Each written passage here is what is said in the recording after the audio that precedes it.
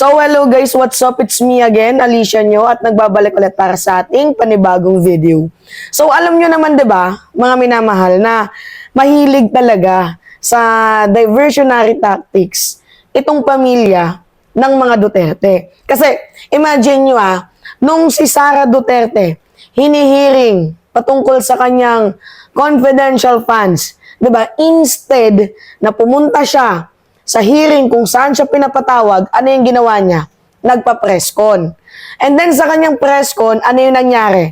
'Di ba? Binagbantaan daw siya ni House Speaker, ipapapatay niya daw si PBBM. So, magaling sila sa diversionary tactics. So ngayon, mga minamahal, itong si former Senator Antonio Trillanes, hindi din nakapagpigil. Nagsalita at napansin niya, strategy kung tawagin itong ginawa ni Digong. Hindi daw po naniniwala itong si former Senator Antonio Trillanes na totoong merong blanco. Hindi siya naniniwala kasi totoo naman, mga minamahal. Bycam reports yun Natural na merong drafts. Natural na magkakaroon ng scratch. Diba, hindi pa naman yun final So ngayon, ang sabi ni Trillanes, gawa-gawa lang yan ni former President Duterte para malihis yung issue patungkol sa kanilang katiwalian. Diba? Kasi, sunod-sunod yung rally. Diba? O ano yung sunod-sunod na rally? Rally ng impeachment laban kay Vice President Sara Duterte. Sunod-sunod, nung nakaraan, January 18. Tapos susunod, January 31. So, syempre, ano yung dala-dala ng tao doon? Yung katiwalian ni Sara Duterte na ibinoboses natin. Kaya nga gusto natin siyang ma-impeach, di ba? So now, ang ginawa ni former President Duterte, gumawa ng strategiya para ilihis yung issue ng katiwalian nila dito sa pamilya ng Marcos. Yun. So ngayon, yung eksaktong kanyang lathala, basahin natin. Ang sabi dito, ang Bycam blank spaces issue ay isang Duterte issue. Tanim issue ba? Sa madaling sabi, inimbento nila to para ilihis ang issue palayo sa korupsyon ng pamilya niya. Exactly. Kasi ngayon, itong si Sara Duterte ay talagang sumasailalim sa controversial issue, which is yung patungkol nga po sa kanyang katiwalian, which is ito yung nakapag-trigger sa mga Pilipino kung bakit dapat ma-impeach na itong si Sara Duterte. Kasi meron po tayong mga nakalap na ebidensya. May culpable violation, malversation, ano pa ba? Madami pa. Betrayal of public trust. Sobrang dami ang ipinupukol, ibinabato na issue kay Sara Duterte patungkol sa katiwalian. Kaya nga merong first impeachment na nag-file, second impeachment, third impeachment, may fourth impeachment.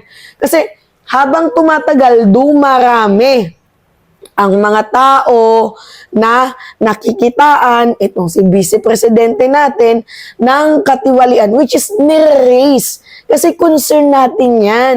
As a Filipino, as a citizen, as a taxpayer, diba, dapat sana meron tayong transparency and accountability. Diba, kasi imagine, taxpayer tayo, supposedly, dapat yung pera natin na pupunta sa tama.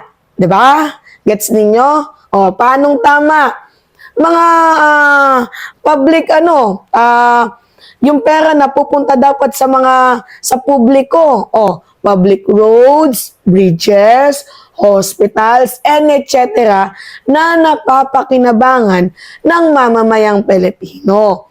Now, ang problema kasi, sinusweldohan ka na nga ng taong bayan, ninanakawan mo pa. So, kaya ito, pumutok itong issue na to, which is, kailangan natin ng kasagutan. So, instead na sagutin, Sara Duterte, dinadivert nila yung issue. So, I think this is a strategic move yung ginawa din ni former President Duterte. 'Di ba? Na akusahan niya itong pamilya ng mga Marcos na merong ginagawang katiwalian. But if you will look doon nga po sa Department of Budget and Management, wala po kayong makikitang blanco. Just to be fair and honest. Sabay ka, meron yan. Kasi pwedeng mabago, pwedeng mabawasan, pwedeng dagdagan. So, natural na merong drafts. Pero kung titingnan ninyo yung mismong website ng DBM, wala pong blanco doon. So, naniniwala itong si former Senator Antonio Trillanes na nililihis, iniimbento ni former President Duterte ang issue na ito para mailihis sa kanilang pamilya yung ibinabrand na salitang katiwalian. 'Di ba? Okay, kung magpapabudol ka ulit kay Dutz, ikaw na ang may problema. Exactly. Kung ikaw na mamamayang Pilipino ka, biruin nyo ilang beses na tayong binudol yung jet ski niya. 'Di ba? Ano sabi niya? Pupunta daw sa West Philippine Sea, ititirik yung bandila natin sakay ng kanyang jet ski. Tapos mahal niya daw yung Pilipino. Pero ninanakawan naman tayo. 'Di ba yung 7 pesos na bigas? Sobrang dami. Yung 15 big project daw, ilan lang yung natupad doon? 4 lang. So sa madaling sabi, may history na nga sila ng pambubudol. So it's up to you kung maniniwala ka pa sa kanilang iniimbento. 'Di ba? Halata na merong pag-iimbento. So, nasa sayo yan kung paniniwalain mo pa din. So, ang ginagawa kasi nila, naghahanap sila mga minamahal ng butas. 'Di ba? Hinahanapan nila ng butas ang pamilya ng Marcos para nang sa gayon mailihis yung issue kila PBBM. 'Di ba? So, ngayon, para sa akin, ang naamoy ko dito kay Digong, abay, parang ayaw ituloy or ayaw lumawak yung boses ng impeachment. Kaya gumawa ng issue. Lalopat ngayong January 31, kita-kita tayo, merong gaganapin na impeachment sa People Monument. Gets ninyo, mga minamahal? So, it's up to you kung maniniwala kayo. Kasi matagal na tayong niloloko, abay, isang katangahan din kung magpapaniwala ulit kayo. Parang pinakain na kayo ng tae, kakainin nyo pa ulit. 'Di ba? So now, mga minamahal, sumasang-ayon ba kayo dito sa sa sinabi ni Trillanes? Kasi ako, para sa akin, dapat mag-focus tayo sa impeachment ni Sara Duterte. Kasi yun, totoo yun. Hiniring yun. 'Di ba? Walang transparency, walang accountability si VP Sara at hindi yung sumasagot sa issue. Not unlike dito kay President Bongbong Marcos. 'Di ba? Ano yung nakikita ninyo? O tinanong, ano yung sabi niya? He is a liar. Sinungaling siya. Yan yung sabi ni PBBM. Kasi mayroon siyang hawak na ebidensya na nagpapatunay na itong si Digong nagsisinungaling. 'Di ba? So, I hope na nagigets ninyo yung pattern, mga minamahal, ng ginagawang pambubudol ni former President Rodrigo Roa Duterte. So, pasensya nyo na, medyo pause pa ako, mga minamahal. 'Di ba? Alright, mga minamahal. So, yun po. Yun yung dapat nating unahin, yung impeachment.